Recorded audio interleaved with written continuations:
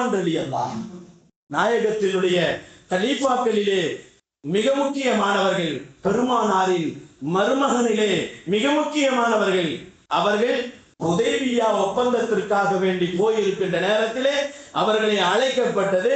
அவர்களை அழைக்கப்பட்டு அவர்களுடைய ஆடை, கீழ் ஆடை இருக்கிறது அல்லவா, கரண்டை காலுக்கு கீழே கட்ட வேண்டும் என்று அந்த மனிதர்கள் சொன்னார்கள். மக்கா காஃபிர்கள் ஹுதைபியா ஒப்பந்தத்திற்கு வரும்பொழுது உஸ்மான் ரலியல்லாஹு நடந்து வருகிறார்கள். நடந்து வருகின்ற நேரத்திலே அவர்களின் கீழ் ஆடை இருக்கிறது அல்லவா, கரண்டை காலுக்கு கீழே வர வேண்டும் என்று அந்த மனிதர்கள் சொன்னார்கள். அதற்கு உஸ்மான் ரலியல்லாஹு தஆலா அவர்கள் சொன்னார்கள், என் வாழ்க்கையிலேயே என்னுடைய தோழர் ஹபீப் நாயகம் ஸல்லல்லாஹு அலைஹி வஸல்லம் அவர்களின் கீழாடை இது போன்று இருந்ததாக நான் பார்த்ததில்லை.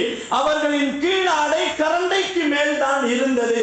யார் கீழாடை கரண்டைக்கு கீழே அவர்கள் உடுத்துகிறார்களோ நரக நெருப்பின் சுவாலை அவர்கள் சுவாசிப்பார்கள் என்ற விஷயத்தை பெருமானார் ஸல்லல்லாஹு அலைஹி வஸல்லம் அவர்கள் அங்கே உஸ்மான் ரலியல்லாஹு அவர்களின் மூலமாக ஒரு சுன்னத்தை நமக்கு பிரகடனப்படுத்துகிறார்கள்.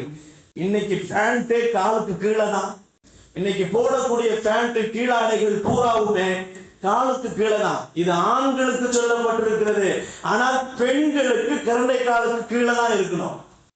நபிகள் நாயகம் ஸல்லல்லாஹு அலைஹி வஸல்லம் அவர்களின் தோழர்கள் சுன்னத்தின் மீது எவ்வளவு பிடிப்பாக, எவ்வளவு உணர்வோடு இருந்தார்கள் என்பதை கொஞ்சம் யோசித்து பார்க்க வேண்டும்.